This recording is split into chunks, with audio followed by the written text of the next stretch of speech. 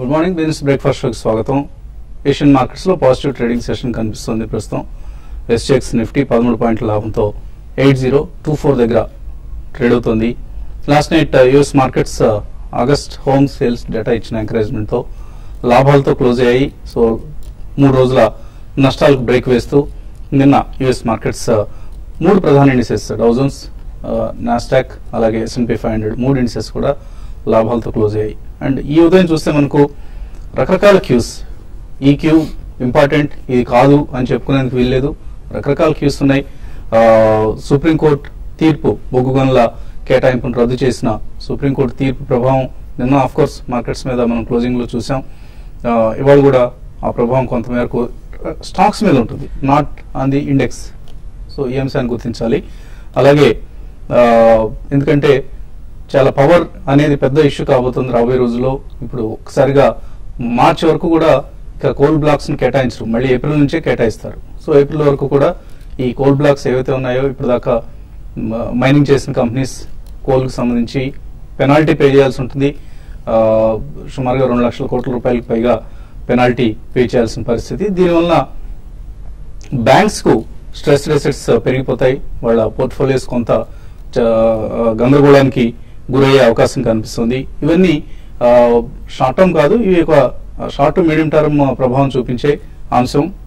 Negative development ఇది ప్రధానంగా. కాకపోతే మార్కెట్స్ ఇప్పటికే దీన్ని డిస్కౌంట్ చేస్తున్న పరిస్థితిలో రాబోయే రోజుల్లో ఎలా బిహేవ్ చేస్తాయి అనేది మనం కొంచెం కీలకంగా గమనించాల్సిన పరిస్థితి. అలాగే గ్యాస్ ప్రైస్ ఇష్యూకి సంబంధించి నిర్ణయాన్ని నవంబర్ 15 వరకు వాయిదా వేశారు. సో మోడీ ప్రభుత్వం మీద చాలా ఆశలు పెట్టుకున్నారు, ఇటు మార్కెట్ వర్గాలు కావచ్చు, రిఫార్మిస్ట్ కావచ్చు. అతి త్వరలో ఈ సందిగ్ధానికి తెర దించుతారు గ్యాస్ ప్రైస్ సంబంధించి. ఇప్పుడు కోల్ ప్రైస్ సంబంధించి, కోల్ బ్లాక్స్ సంబంధించి మనకు ఒక స్పష్టత వచ్చింది. అట్లీస్ట్ దాని నెగిటివ్ రిపర్కషన్స్ ఎలా ఉంటాయనేది పక్కన పెడితే సందిగ్ధానికి తెరబడింది, ఒక స్పష్టత వచ్చింది. ఇప్పుడు ఇలా ఉండబోతుంది ఇకపై కోల్ బ్లాక్స్ ఎలకేషన్ విధానం. ఆఫ్ కోర్స్ ప్రభుత్వం ఇంకా ఈ యాక్షన్ సంబంధించి నిర్ణయం తీసుకోవాల్సి ఉంది. ఈలోగా కోల్ ఇండియాకి ఈ బ్లాక్స్ ను అప్పగించడం, ఇటువంటి అంశానికి సంబంధించి ఒక స్పష్టత వచ్చింది. అదే పరిస్థితి గ్యాస్ ధరల పెంపు మీద ఇంకా రాలేదు.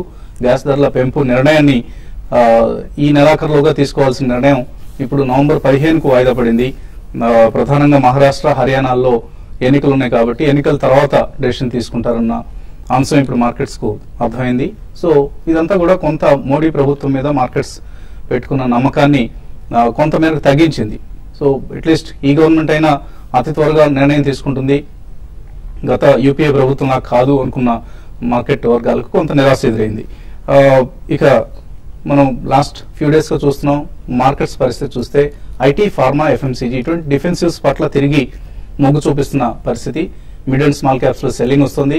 ప్రత్యేకించి హైబీటా ఎన్నడూ ఎరగనంతగా అమ్మకాల ఒత్తిడిని ఎదుర్కొంటుంది. యూనిటెక్లు, జిఎంఆర్లు ఇటువంటి స్టాక్స్ అన్ని కూడా ఈ వారంలోనే మనం చూసాం 15 to 20% నష్టపోయాయి. రాబోయే రోజుల్లో మరింత నష్టపోయే ఛాన్సెస్ ఎక్కువగా కనిపిస్తున్నాయి. Even quality stocks like Arvind కావచ్చు, వోల్టాస్, క్రాంప్టన్ గ్రీవ్స్ ఇటువంటి స్టాక్స్ లో కూడా మనం సెల్లింగ్ చూస్తున్నాం. సో చాలా కేర్ఫుల్ గా ఉండాలి. మిడ్ స్మాల్ క్యాప్స్ లో ఈ మధ్య వచ్చిన ర్యాలీ చూసి చాలా మంది హడావుడిగా ఎంటర్ అయ్యారు, ఏదో ఒక స్టాక్ లో ఉన్నట్లుగా దూరారు. సో ఇది చాలా నష్టాలకు దారితీసే ప్రమాదం కనిపిస్తుంది. సో చాలా కేర్ఫుల్ గా ఉండాలి మిడ్ క్యాప్, స్మాల్ క్యాప్స్ సంబంధించి. And FIIs last few sessions గా మార్కెట్స్ దూరంగా ఉండటమే కాదు, లాస్ట్ 3 సెషన్స్ లో భారీగా అమ్మారు కూడా. నిన్న అరౌండ్ 800 crores వర్త్ స్టాక్స్ ని క్యాష్ మార్కెట్స్ లో అమ్మారు. మొన్న 1190 crores, అటు మొన్న 186 కోట్ల రూపాయలు. ఇలా మొత్తం లాస్ట్ 5 సెషన్స్ లో 2100 crores వర్త్ స్టాక్స్ ను ఎఫ్ఐఎస్ సెల్ చేశారు. సో ఇక్కడ కొంచెం కేర్ఫుల్ గా ఉండాల్సిన పరిస్థితి. అలాగే రకరకాల వార్తలు ఒక్కొక్క స్టాక్ సంబంధించి జేపీ పవర్, శాస్కన్ కమ్యూనికేషన్స్ ఇటువంటి స్టాక్స్ అన్నింటిలోనూ మనకు వార్తలు ఉన్నాయి. శాస్కన్ కమ్యూనికేషన్స్ స్పెషల్ డివిడెండ్ ఇవ్వబోతోంది. ఇది శాస్కన్ సంబంధించి ఒక పాజిటివ్ డెవలప్మెంట్ గా మనం తీసుకోవచ్చు, స్పెషల్ డివిడెండ్ అనౌన్స్మెంట్ అనేది. సో అలాగే జేపీ పవర్ తన హైడ్రో పవర్ అసెట్స్ ను అమ్మకానికి పెట్టింది. ఆదిత్య బిర్లా గ్రూప్ ఎక్వైర్ చేస్తుందన్న వార్తలు వచ్చాయి, కానీ నిన్న ఈ డీల్ క్యాన్సిల్ అయింది. సో హైడ్రో పవర్ అసెట్స్ అలాగే ఉంటున్నాయన్న వార్తలు వచ్చాయి. సో డెట్ బర్డెన్ తో కుంగిపోతున్న జేపీ గ్రూప్ కు ఇది మరొక negative development. So stay away from power stocks for the time being, stay away from JP group in specific. And markets గురించి మరింత విశ్లేషణను మన అనలిస్ట్ అందించడానికి సిద్ధంగా ఉన్నారు. సో F&O ఎక్స్పైరీ ఇవాళతో సెప్టెంబర్ సిరీస్ చాలా చాలా కీలకమైన సిరీస్ అని అనుకున్నాం. So all time high touch చేసిన సిరీస్ కూడా ఇది నిఫ్టీ. సో ఎటువంటి సిరీస్ ను మనం అక్టోబర్ లో చూడొచ్చు? Yeah, I think October కూడా I don't think there will be great guns అండి, because మనకి రిజల్ట్స్ వచ్చిన తర్వాత only సెక్టోరల్లీ I think there will be some bet, but not across the board అని చెప్పొచ్చు. ఎందుకంటే మనకి ఫెస్టివల్ సీజన్ అయిన తర్వాతనే ఈ లోపల మనకి ఈ కోల్ బాక్స్ నిన్న వచ్చింది, మీరు ఇందాక మెన్షన్ చేసినట్టు it will have its own ramifications అండి, because public sector banks have huge exposure. అంటే there is a negative and as well as a positive side of yesterday's verdict అండి. అంటే the negative side is banks have huge exposures. Companies ఎవరికైతే deallocate అయినాయో first they have to pay penalties, secondly they have to bid with a higher price. So దీని fallout అనేది మళ్ళీ discoms distribution companies, power companies అన్నిటి మీద and ultimately consumer మీద కూడా భారీగా టారిఫ్స్ పెరిగే అవకాశం ఉందండి. సో ఇవన్నీ కూడా కొంచెం మార్కెట్ ని కుదుపు చేస్తాయి. సో ఈ కారణం వలన ఐ థింక్ నెక్స్ట్ 1 month లో కూడా I don't think they will B a major activity level. ఎందుకంటే మొన్న ఇంకొకటి ఢిల్లీలో కీలకంగా ఇంకొక నిర్ణయం గవర్నమెంట్ వాళ్ళు తీసుకుంటే ల్యాండ్ రేట్స్ అన్ని బాగా పెంచారండి. దాంతో అసలు registration in order to check black money అని చెప్పి, సో డిఎల్ఎఫ్, యూనిటెక్ ఇటువంటి పెద్ద పెద్ద రియల్ ఎస్టేట్ కంపెనీస్ కూడా they are taking a severe beating. So infrastructure, real estate, power companies ఇటువంటివన్నీ they are subject to massive selling అన్నమాట. So ఈ కారణం వలన మనకి ఇండెక్స్ వైజ్ పెద్ద పెరుగుదల అయితే కనిపిదండి. మిడ్ అండ్ స్మాల్ క్యాప్స్ లో డెఫినెట్లీ ఏవైతే భారీగా పెరిగాయి అవి కూడా they will be some correction over the next few sessions, probably another 10-15 days or even October month లో కూడా. సో ఇలా మనం చూసుకుంటే there is a mixed reaction in the market అండి. బట్ పాజిటివ్ గా మనం చూసుకోవాలంటే ఓన్లీ పోస్ట్ మేబీ అక్టోబర్ మనకి ఆటోమొబైల్ సేల్స్ ఫిగర్స్ అవన్నీ వచ్చి కన్జంప్షన్ లెడ్ థీమ్స్ ఏమన్నా పెరిగితే I think there will be some action in November and December అండి. But over the next 1 month I think market లో మిక్స్డ్ ఫీలింగ్స్ ఉంటాయి. Across the board participation అనేది ఎక్కువగా ఉండదు. And sectorally and some companies which are doing extremely well, basically debt ఎక్కువ లేని companies which have done the capex in the last 1 or 2 years, తప్పకుండా అటువంటి companies లో మాత్రం వన్ షుడ్ కాన్సన్ట్రేట్ అని they are there in across all the sectors అని కూడా చెప్పుకోవచ్చు. సో ఇవన్నీ మనం పరిగణనలోకి తీసుకుంటే ఐ థింక్ నెక్స్ట్ 1 month లో కూడా ఎక్సలెంట్ ఆపర్చునిటీస్ వస్తాయి. ఇది గతంలో కూడా చాలా సార్లు చెప్పాం. ఎస్పెషల్లీ పవర్ కంపెనీస్ కి దూరంగా ఉండాలండి, రియల్ ఎస్టేట్ కంపెనీస్ కి దూరంగా ఉండాలి, ఇన్ఫ్రాస్ట్రక్చర్ కంపెనీస్ కి దూరంగా ఉండాలి. I don't think the worst is at over for including public sector banks over the next 1 quarter also. Even మనకి డిసెంబర్ క్వార్టర్ రిజల్ట్స్ అయిన తర్వాత కూడా ఈ సెక్టర్స్ లో మాత్రం ఎక్కువ పార్టిసిపేషన్ రాదు. So stay away from the market for some time in these sectors. Rest of the sectors లో మనం whenever there is a fall, I think one can definitely buy at the first price point అని ఖచ్చితంగా చెప్పొచ్చు.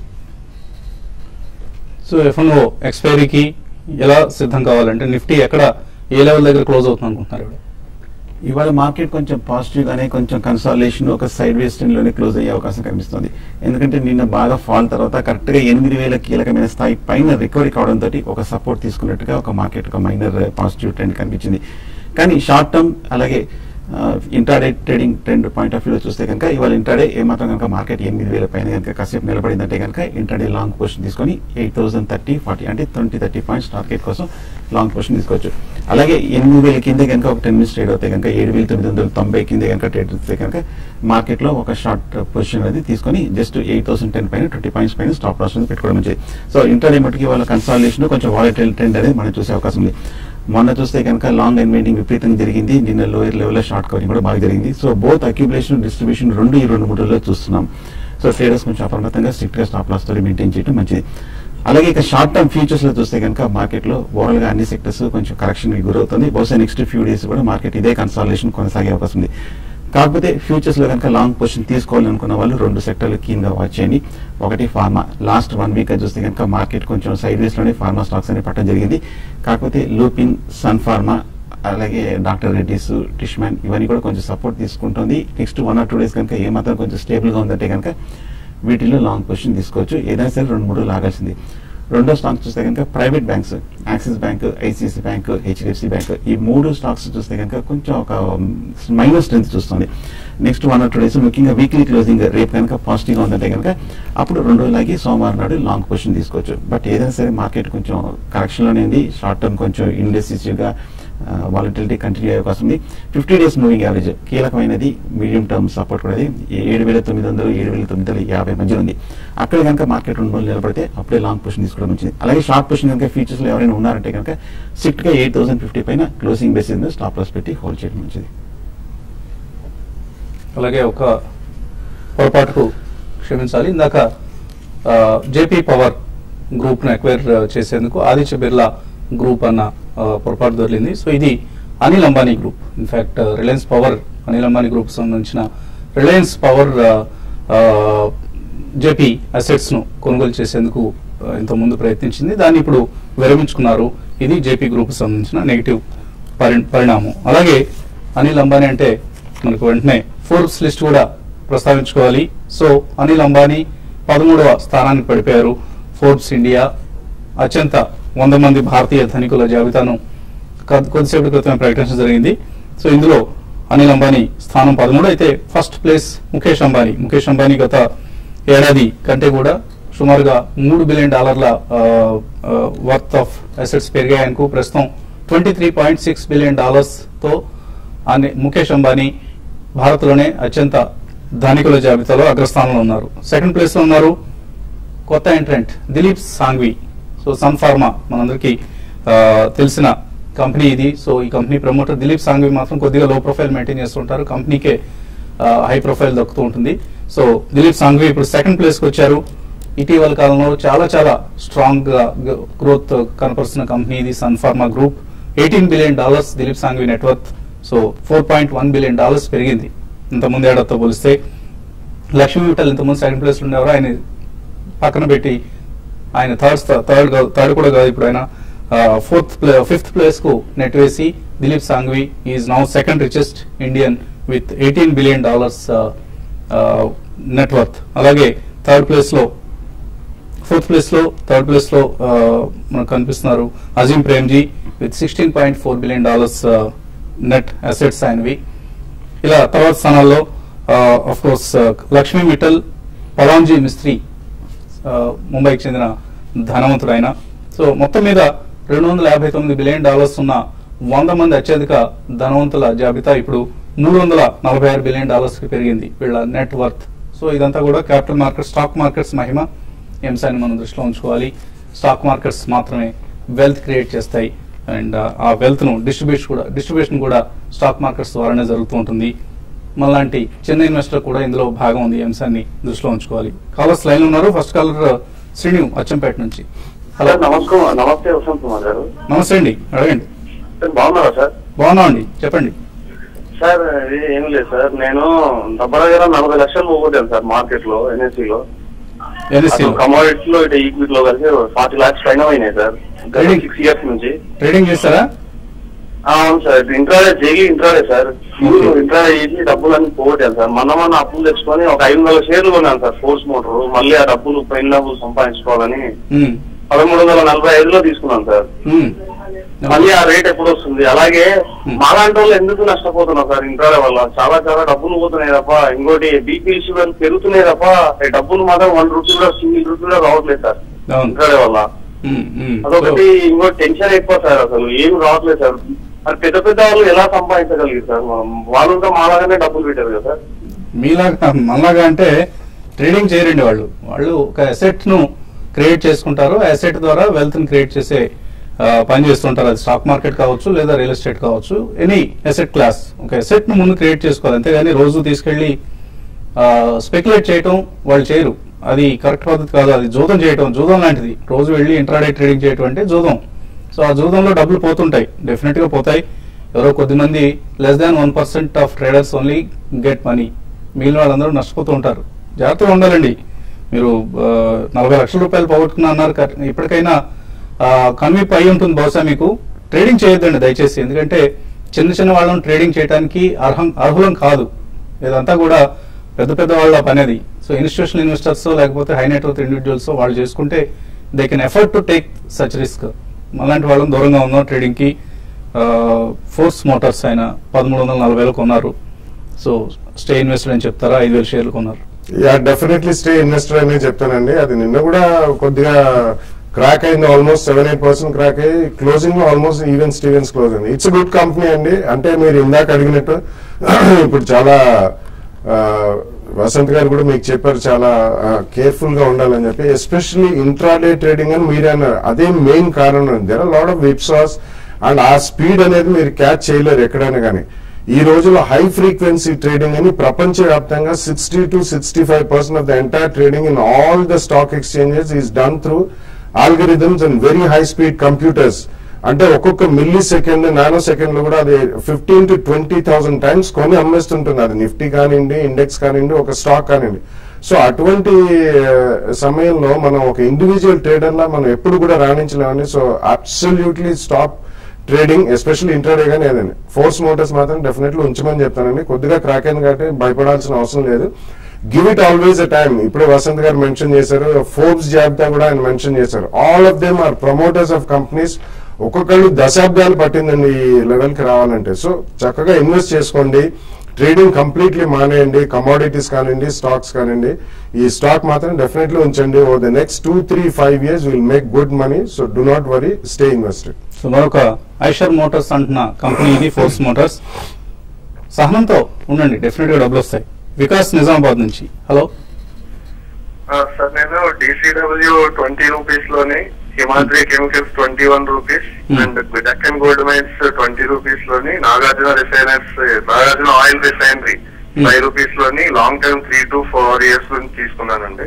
వీటిలో ఎలా ఉంటాయని కొంచెం చెప్పండి.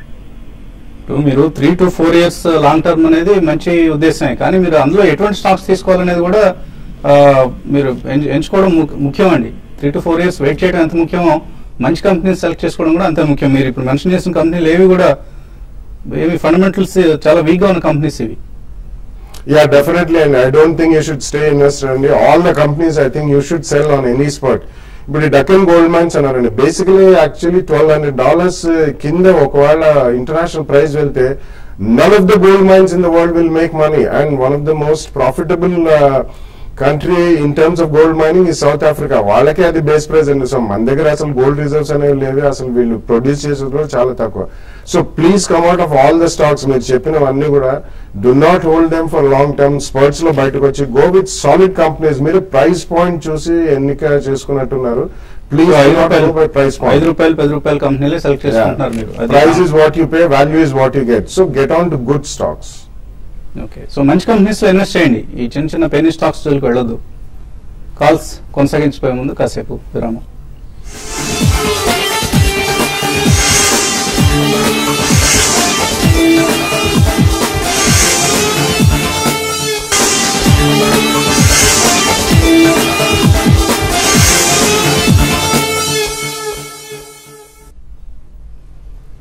బ్రేక్ఫాస్ట్ షోకి తిరిగి స్వాగతం. కాలర్స్ లైన్ ఉన్నారు. ఫస్ట్ తర్వాత కాలర్ రంజిత్ హైదరాబాద్ నుంచి. హలో సార్, నమస్తే సార్. నమస్తే అండి, అడగండి. హలో, అడగండి రంజిత్. సార్ ఏమండి? రోల్టా ఇండియా. మీ టెలిఫోన్ సిగ్నల్ ప్రాబ్లం ఉన్నట్లుందండి. సో మీరు అడిగిన స్టాక్ పేరు మాత్రం వినిపించింది. రోల్టా ఇండియా పరిస్థితి ఏంటి? టెక్నికల్ గా చూస్తే కనుక ఈ మధ్య కొంచెం లాస్ట్ కపుల్ ఆఫ్ వీక్స్ గా కొంచెం ₹100 నుంచి ₹125 వరకు పెరిగి మళ్ళీ కొంచెం హై లెవెల్లో నిలదొక్కలేక మళ్ళీ రీసెంట్ హై అయినా మళ్ళీ ₹120 కింద రావడం జరిగింది. ఓవరాల్ గా మనం లాస్ట్ 6 months గా చూస్తే కనుక పాజిటివ్ గానే కనిపిస్తుంది. కానీ హైయర్ లెవెల్లో 125 దగ్గర కొంచెం రెసిస్టెన్స్, కొంచెం ఒక అప్ ట్రెండ్ కి కొంచెం టైర్డ్నెస్ కూడా మనం చూస్తున్నాము. ఒకవేళ కనుక లోయర్ లెవెల్లో ఉందంటే కనుక నా ఉద్దేశం మీరు హోల్డ్ చేయండి. స్ట్రిక్ట్ గా ₹100 కింద స్టాప్ లాస్ పెట్టి హోల్డ్ చేయండి. ఒకవేళ 125, 130 దగ్గరకు వచ్చినప్పుడు ఒకవేళ మీరు లోయర్ లెవెల్లో కొంటే కనుక మీరు ప్రాఫిట్ బుక్ చేయడం మంచిది. వంగపండు హరినాథ్ బాబు మెయిల్ పంపించారు. ఎవరెడీ, REC, వెసూవియస్ ఈ 3 ట్రేడింగ్ పర్పస్ కోసం తీసుకోవచ్చా? ఎవరైతే చూస్తే కనుక లాస్ట్ 6 months గా కంటిన్యూస్ గా ₹40 నుంచి ₹120 వరకు పెరగడం జరిగింది. లాస్ట్ 1 or 2 weeks గా కొంచెం హై లెవెల్లో కొంచెం ఒక డిస్ట్రిబ్యూషన్ తోటి ఒక మైనర్ వీక్నెస్ మనం చూస్తున్నాము. ట్రేడింగ్ కోసం అంటే కనుక ఇది జనరల్ ట్రేడింగ్ స్టాక్స్ కాదండి, కొంచెం లాంగ్ టర్మ్ ఇన్వెస్ట్మెంట్ స్టాక్స్. ఒకవేళ కనుక మీరు ఇన్వెస్ట్ చేయాలనుకుంటే కనుక డిప్ లో క్లోజర్ టు 90 లెవెల్ వస్తే కనుక మీరు బై చేయొచ్చు. అలాగే REC మనం చూస్తున్నాము లాస్ట్ కపుల్ ఆఫ్ మంత్స్ గా బాగా తగ్గుతూ వస్తుంది. పైగా 2 రోజులు కూడా బాగా పట్టడం జరిగింది. ఫర్దర్ వీక్నెస్ వచ్చే అవకాశం ఉంది. నా ఉద్దేశం ఏమాత్రం 210, 220 ఆ లెవెల్కి వచ్చి నిలబడితే కనుక లోయర్ రేట్ లో బై చేయొచ్చు. GMR ₹30 కొన్నారు లోకేష్ కుమార్. యావరేజ్ చేసుకోవచ్చా ఇక్కడ? వద్దండి, పదే చెప్తున్నాం మనం. యావరేజింగ్ ఇటువంటి స్టాక్స్ GMR కావచ్చు, GVK కావచ్చు, ల్యాంకో కావచ్చు, ఈ స్టాక్స్ లో ఎప్పుడు కూడా యావరేజింగ్ చేయొద్దు అసలు. Stay away from all these companies. Karthikeya అడుగుతున్నారు, SIP చేస్తున్నారు ఈక్విటీలో, ITC, ICICI bank, CPS ETF వీటిలో SIP చేద్దాం అనుకుంటున్నారు, ఎలా చేయాలి? యా మంత్ ఆన్ మంత్ చేయొచ్చండి. ఒక్కొక్కవేళ ఏదైనా మేజర్ వీక్నెస్ అంటూ వచ్చినప్పుడు కొద్దిగా అడిషనల్ మనీ కూడా పెట్టండి. Definitely month on month you have selected some decent stocks అండి, you can go ahead and do not wait for the price అండి. మీరు ఒక ప్రైస్ పాయింట్ కాకుండా ఒక 10th నాడో 15th నాడో అలా పెట్టుకుని యూ షుడ్ డూ ఎస్ఐపి అండి.